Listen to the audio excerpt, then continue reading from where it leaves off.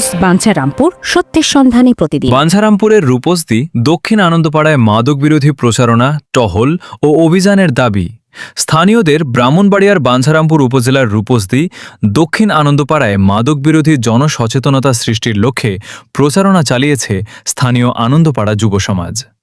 এ সময় অংশগ্রহণকারীরা মাদক নয়, জীবন চাই স্লোগান সংগঠিত সচেতনতামূলক ব্যানার প্রদর্শন করে এলাকাবাসীকে মাদকের ভয়াবহতা সম্পর্কে সচেতন করেন। প্রচারণায় অংশ নেওয়া স্থানীয়রা অভিযোগ করেন, রূপসদি দক্ষিণ আনন্দপাড়ায় দীর্ঘদিন ধরে একটি চক্র মাদক কেনাবেচার সঙ্গে জড়িত। তাদের দাবি, সন্ধ্যার পর বিভিন্ন এলাকা থেকে লোকজন এসে ওই এলাকায় মাদক ক্রয় বিক্রয় ও সেবনে জড়ো হয়।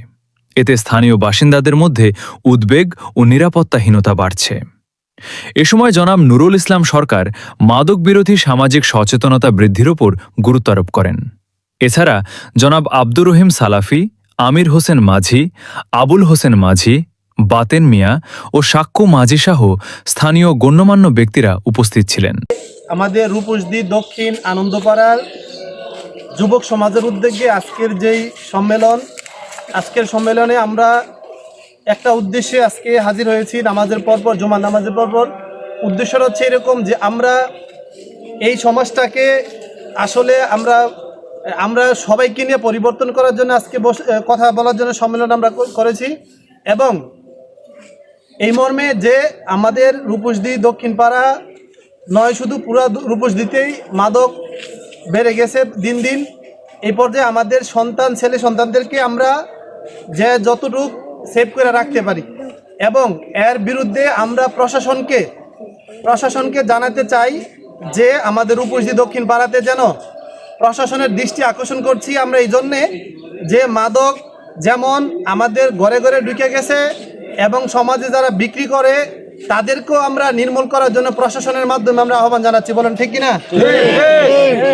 আজকে আর একটি সমাজ এবং একটি পরিবার নষ্ট করার জন্যে শুধু একটি মাদকই যথেষ্ট। এই বলে আজকে মাদক শুধু একটা সমাজকে নষ্ট করে না, তার একটা ফ্যামিলি ধ্বংস করে দেয়। সে বিবাহ শাদীর থেকে ধরে তার ছেলে সন্তান থেকে ধরে এভরিঅল যা আছে সবাই ক্ষতিগ্রস্তের মধ্যে নিমজ্জিত হয়ে যায়।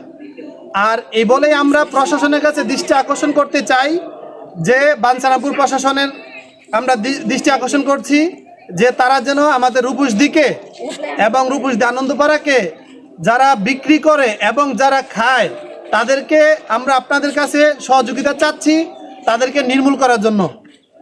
এবং এই পর্যায়ে যুবক সমাজেই উদ্যোগ নিয়েছে, আমরাও ইনশাল্লাহ দৃঢ় প্রতিশ্রুতি দিচ্ছি যে আমরা আমাদের অবস্থান থেকে সর্বোচ্চ চেষ্টা করব যে এই সমাজে যারা মাদক খায় এবং বিক্রি করে তাদের যেন কঠোর শাস্তি আমরা দাবি করছি। এই বলে আমার কথা ব্যক্ত করলাম। এই পর্যায়ে আমাদের সম্মানিত এই আনন্দপাড়ার জনাব নুরুল ইসলাম সরকার সাহেব, উনি অল্প সময় কিছু কথা বলবেন ইনশাআল্লাহ আপনাদের মাঝে। আসসালামু আলাইকুম। ওয়ালাইকুম আসসালাম ওয়া রাহমাতুল্লাহি ওয়া বারাকাতুহু। আমাদের ছেলেমেয়েরা যে দুর্নীতি এবং এই মাদক যেই নিয়ে যে আলাপ সালাপ করতেছে, এইটা যে তারা যেই নির্মূল করার জন্য চেষ্টা করতেছে তার পাশে আমরা আছি। এবং আমরাও আল্লাহ রহমতে ফাঁসক্ত নামাজ মসজিদে আসা যাওয়ার পথে রাস্তাঘাট দিয়া কিন্তু মাদকের গন্ধ আর মাদকের ছেলেমেয়ের জন্য রাস্তা দিয়ে আমরা চলাফেরা করতে পারতেছি না। কিন্তু আমরা থানা প্রশাসনের জন্য আমরা আবেদন করতেছি যাতে আমরা যে এই মাদককে আমরা যে নির্মূল করতে পারি, আমরা সবাই চেষ্টা করতেছি। আমরা সবাই আমরা সহযোগিতা করবেন এই আমি চাচ্ছি।